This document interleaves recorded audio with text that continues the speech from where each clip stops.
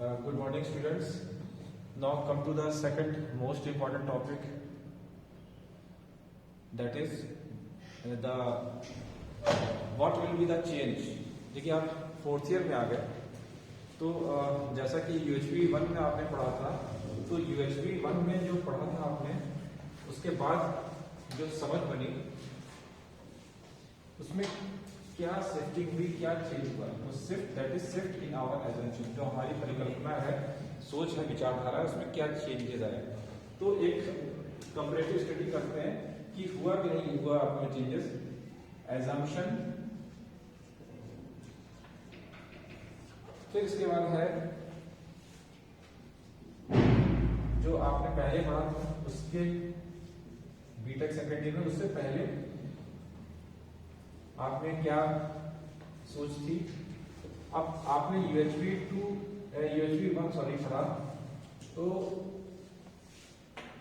UHV 1 पढ़ा, तो उसके बाद दैट इज आफ्टर यूएचवी 1। तो हमारा मानना क्या था जीवन के बारे में। ह्यूमन बीइंग बेसिकली हम देखते थे जो जनरल है, तो वो सोचना था हमारा कि बॉडी है ज्यादातर शायद।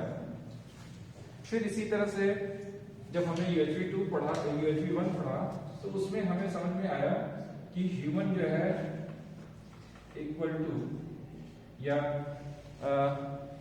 इज द क्या है, ह्यूमन बीइंग सेल्फ और बॉडी का को एग्जिस्टेंस है। सेल्फ और बॉडी है, दोनों के बीच में इंफॉर्मेशंस जा रही हैं, आ रही हैं, तो इसका मतलब को एग्जिस्टेंस है, साथ में पाया जा रहा है, सह-अस्तित्वपूर्ण व्यवस्था। तो इसमें सह-अस्तित्व में देखिए ये एरो का क्या मतलब है कि सेल्फ से, आई से, सेल्फ से, कॉन्शियसनेस पार्ट से, कुछ लोग इसको सोल भी मान सकते हैं, माइंड भी मान सकते हैं।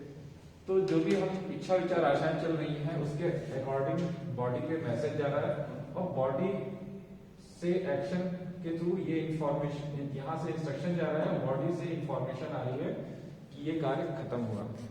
ठीक, तो बॉडी से जो सेंसेशन के माध्यम से, संवेदना के माध्यम से सेल्फ तक इंफॉर्मेशन जाती है। तो इस तरह से साथ में चीजों का शरीर और मैं का के रूप में पाया जाना होता है। ये जानकारी हमारी आफ्टर यूएचवी 1 हुई। अब अस्तित्व क्या है, हम अस्तित्व को कैसे देखते थे, एग्जिस्टेंस को। तो एग्जिस्टेंस को पहले हमारा मानना था मटेरियल, जो भी चीजें हैं मटेरियल फॉर्म में, शायद क्वेश्चन 1। ठीक, इसके बाद हमें पता चला जब हमने यहाँ पे यूएचवी 1 के कोर्स को पढ़ा, तो उसमें हमें समझ में आया कि कई इकाइयां हैं, यूनिट्स हैं, जिसमें कि living and non living things हैं, और उसमें भी उसको दो पार्ट में बांटा गया।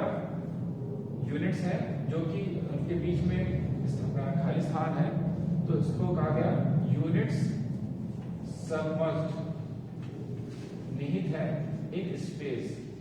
स्पेस वो वाला गैलेक्सी वाला स्पेस भी हो सकता है, मिनिमम से लेकर के मैक्सिमम। सेल्स के बीच में भी स्पेस, इंटरसेलुलर स्पेस, और मॉलिक्यूल्स के बीच में भी स्पेस है, एटम्स के बीच में स्पेस है। वहां से लेकर के और जो आप यूनिवर्स में देख पा रहे हैं, जहां तक देख पा रहे हैं, वहां पे सब जगह खाली स्थान है, तो उनके बीच में चीजें पाई जा रही।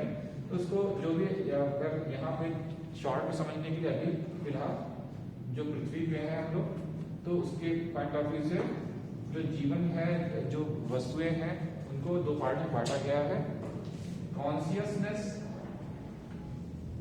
और मटेरियल। तो ये हमारी समझ बनी कि जो भी, जैसे शरीर में भी क्या है, शरीर में दो चीजें हैं, बॉडी है, बॉडी जो है मटेरियल वाला, मानव है तो मानव में शरीर है, तो शरीर जो है मटेरियल वाला पार्ट है, सेल्स मटेरियल वाला, टिश्यूज मटेरियल वाला पार्ट है, plant cells, animal cells, tissues सब मटेरियल है, क्योंकि इसमें फॉर्मेशन डिफॉर्मेशन होता है। और कॉन्शियसनेस जो पार्ट है वो फीलिंग बेस्ड पार्ट है, जहां पे भी फीलिंग्स है, एनिमल्स में फीलिंग्स है, थोड़ा सा कम फीलिंग्स है, ह्यूमन बीइंग है, ज्यादा लेवल पे इच्छा विचार आशाएं चलती हैं, तो वो कॉन्शियसनेस वाला पार्ट फुल्ली डेवलप होता है। फिर हमें लाइफ का पर्पस क्या समझ में आया? पर्पस ऑफ ह्यूमन लाइफ अपने बारे में हमें क्या था कि हैप्पीनेस, सभी का था कि भाई सुख चाहिए, और सुख के बारे में कहां से सुख मिलना है। जो किसी ने कहा कि मुझे अच्छे कपड़े, अच्छे कार, अच्छा घर, अच्छी जॉब, ये सब चीजें तो ये आराम दे रही हैं, शरीर से रिलेटेड कहीं ना कहीं कुछ फैसिलिटीज की बात हो रही है, तो वो सेंसेशन है, सेंस ऑर्गन से रिलेटेड है, या फीलिंग्स के लिए था कि लोगों के ऊपर हम डिपेंड कर रहे थे, फीलिंग्स विद अदर्स, इस तरह से हम सोच पा रहे थे सुख के बारे में शायद। ठीक, फिर इसी तरह से जब हमने कोर्स को पढ़ा तो उसमें हमें ये जानकारी हुई कि जो जीवन का लक्ष्य वास्तव में क्या है, पर्पस क्या है, दैट इज कॉन्टिन्यूअस हैप्पीनेस, निरंतर सुख। पहले क्या था? सुख, लोग कहते थे कि निरंतर सुख तो पॉसिबल ही नहीं है, कि कहने वाली बात है, लेकिन हमने इसको समझा, एक्सप्लोर किया, एंड प्रॉस्पेरिटी, समृद्धि,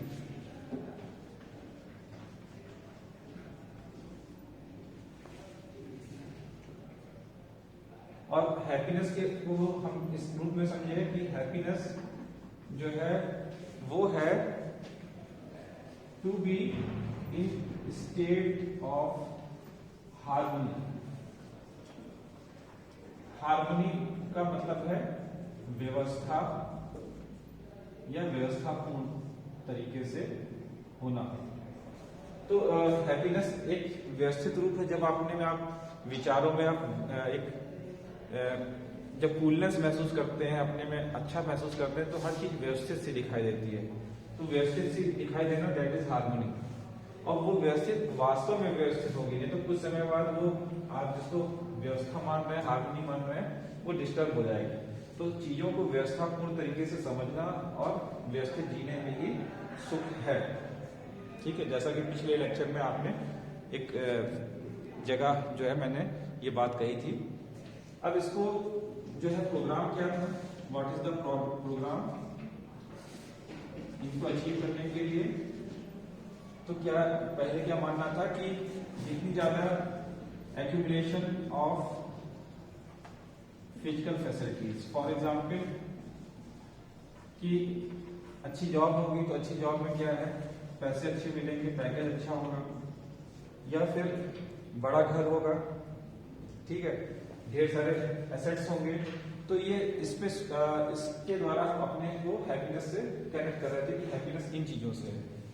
तो जो कि कभी भी हमारी आवश्यकताएं पूरी नहीं हो सकती इस तरह से, दिन प्रतिदिन हमेशा अधिकता की रिक्वायरमेंट, जो जिस लेवल पे वहां पहुंचने के बाद और अधिक की डिमांड करता है या चाहता है कि और अधिक मिले। तो अनलिमिटेड वे में हम एक्यूमुलेट करने की बात करते थे सुविधाओं को, भौतिक सुखों को। अब हमें इसके बाद क्या हुआ, जब हमने इस कोर्स को पढ़ा पिछले उसमें क्लासेस में, तो उसमें मेरी जो समझ बनी, हम लोग की समझ बनी कि व्यवस्था को समझना और व्यवस्थित जीवन जीने में ही सुख है।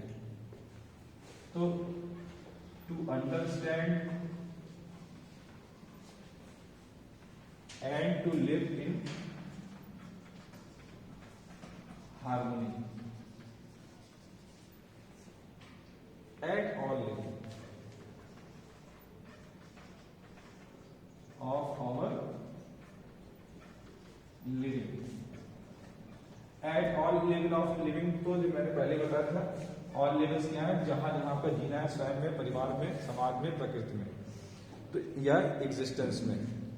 तो इस तरह से ये जो है, अब इसमें देखिए जो मैं हाईलाइट कर रहा हूं मेन क्या चीजें हैं।